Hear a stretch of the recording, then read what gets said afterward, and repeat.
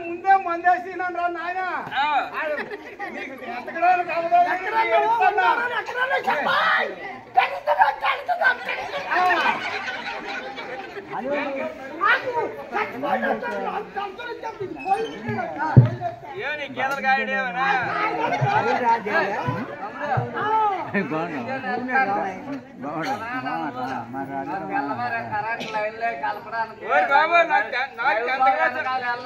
చెప్పింది నాకు మా నాన్న చెప్పింది 10th క్లాస్ ఎగ్జామ్ రాయకండి